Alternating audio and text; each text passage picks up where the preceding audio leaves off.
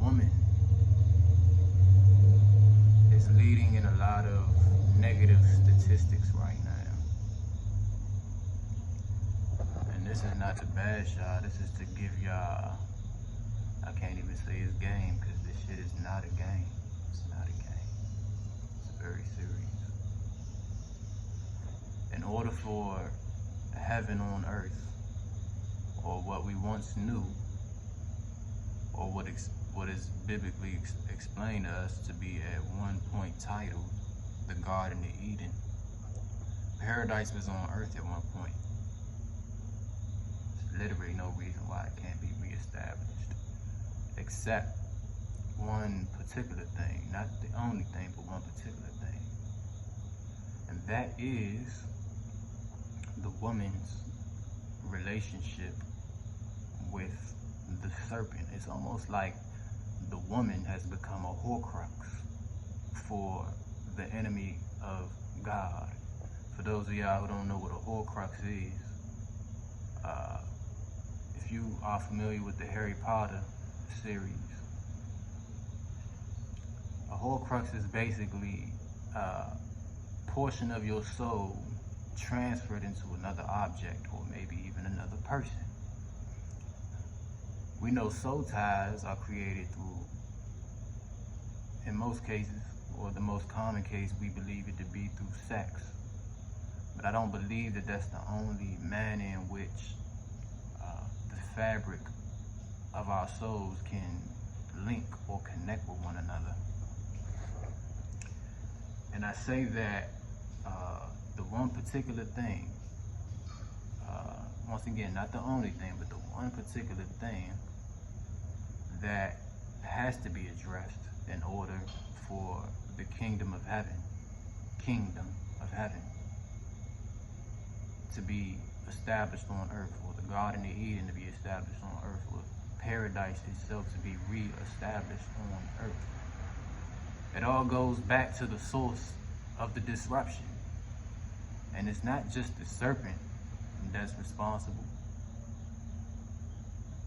The woman has to come to terms that her association with the enemy of God is causing the continuation of this fall from grace that man has succumbed to, that humanity has succumbed to.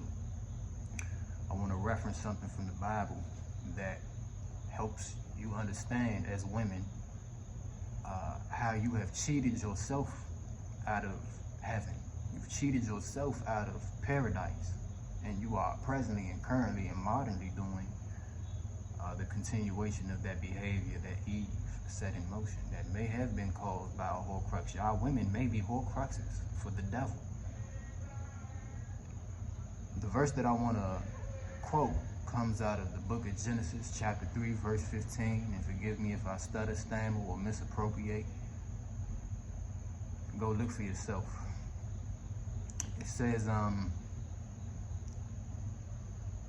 for what you have done, this is the Most High speaking directly to the serpent after he has encountered Adam and Eve in their personal recognition of shame, guilt, and nakedness. And they've let him know, well, Adam let God know that Eve was the basis of his decision to disobey, and Eve let the Most High know that the serpent was the basis of her decision to disobey. But this is what the chapter says. It says that for what you have done, once again, the Most High talking to the serpent, for what you have done, I will create enmity between you and the woman, as well as her seed, meaning her descendancy, her lineage, and your seed, meaning the seed of the serpent, and the seed of Eve, as well as Eve herself, woman herself, being, at some point, he will create this enmity between those two, the serpent and the woman. He says, I will create enmity between you and the woman, your seed and her seed, and he shall crush your head, but you shall bruise his heel. So the seed that was prophesied in the face of the serpent to come was prophesied to be a man that would crush her head. And in the process of whatever form of battle that, that description entails, the attack of the serpent will be useless, but somewhat effective. It will cause some form of damage, but not enough to gain victory, right? So the promised seed to destroy the serpent, as well as her seed, the collective war between this woman and this serpent,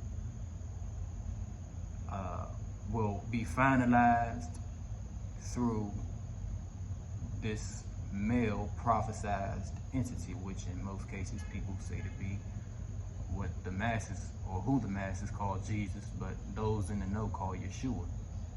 Yeshua, Y-E-S-H-U-A. This is the Hebrew or Hebraic initial term for he who was prophesied to come. Now this is the dynamic of how women have cheated themselves out of heaven. Your war that is currently being waged heavily on men, as well as your children, through co-opting and tag teaming with this beast system. Ironically, this is what most people in the conscious community refer to as this system, a beast system. What did God say about the serpent? Also in the book of Genesis, it said that out of all of the beasts of the field, there was none as shrewd as the serpent, meaning there was no beast that existed in creation that was as intellectually acute as the serpent. The ability to communicate, the ability to process intelligence didn't exist in any other creature the way it existed in the serpent. And this ends up proving itself through the dynamic of the serpent and Eve, because even Eve, with the mind of a human being, was deceived by a creature outside of her personal parallel or anatomy. So you compare the narrative of how well affiliated Eve and the serpent had to become with one another for God to say, I will create enmity, meaning in the present moment there doesn't seem to be any beef, quarrel, hostility, or conflict between the serpent and the woman. In that moment where God said he will create it, he has to create it, because the woman won't. Or at least it doesn't seem. Whatever basis of mutuality that exists out of the context of what the Bible tells us took place between the serpent and Eve, and what was said and what was exchanged, one thing is clear in what we see today. The woman has more affection. The woman has more merciful proneness towards the system that oppresses and murders and emasculates the partner that she was manifested to help. You see how instantaneously the enemy of God, once it saw man had a partner, that it made its effort to sabotage, right?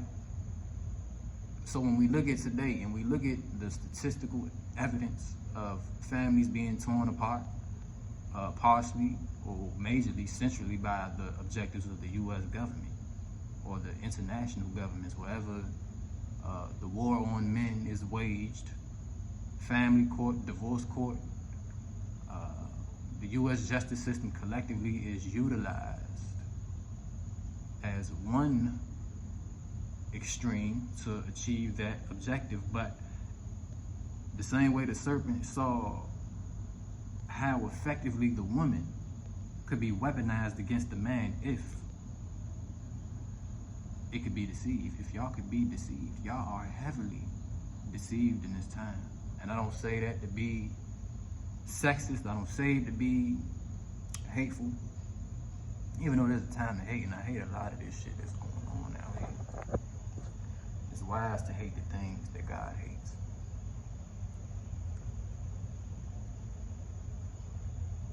But you have to ask yourself, had you not, and by you, I'm not speaking on a personal level to any woman who's listening to this, but the collective gender and the role that they've played in this spiritual narrative of why heaven can't be established without you, right? The man needs the woman for heaven to even be heaven. What do we see in today's society, man?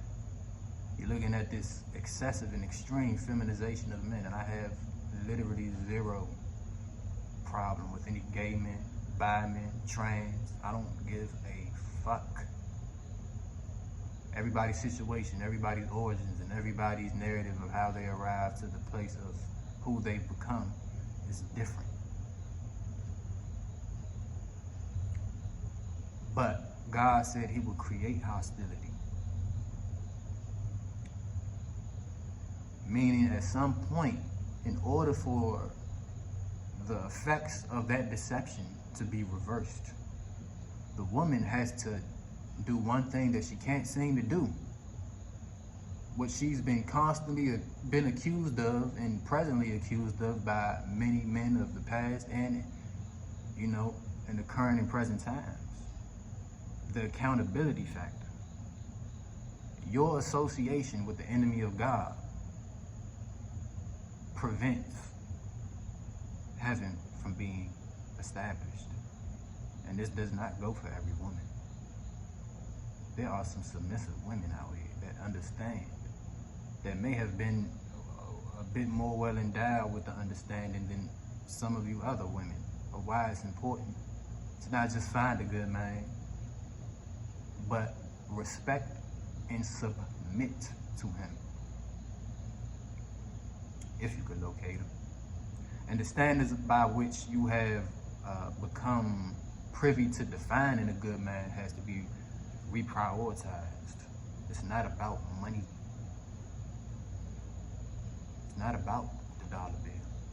Yes, security financially is a central factor to anybody in their right mind's ability to feel secure in a relationship. If it takes A, B, and C to survive in society, then that is what it's going to have to take. But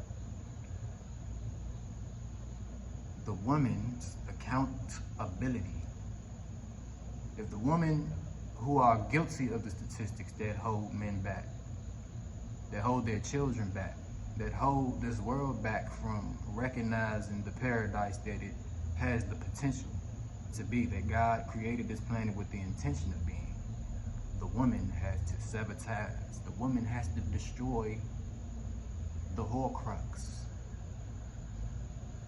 You have to obliterate the tie to the serpent. You have to become hostile towards the serpent to show honor and loyalty to your creator. How do you do that? In general terms, I would say boycott child support, boycott the basis of divorce and the incentives that you are granted to feel motivated to break men down.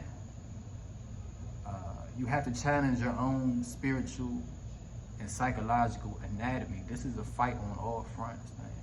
And if women, whether you are feminist or an individualist or a woman who, in the traditional sense, understands the importance of backing up your man or men in general, this is your time to lead. It's never been more clear that women are called to lead than in this generation, but That's why I said in the beginning, your leadership is already active. It's just in the direction that opposes God's way. You are killing your men. You are killing your babies. You are killing the potentiality of the family unit by associating and co-opting and devoting yourself to this systemic practice of psychological and emotional emasculation, and financial as well. So Genesis chapter 3:15. That's some shit y'all need to look up. It ain't no shit, excuse my language. That's something y'all need to look it up. May the Most High bless y'all.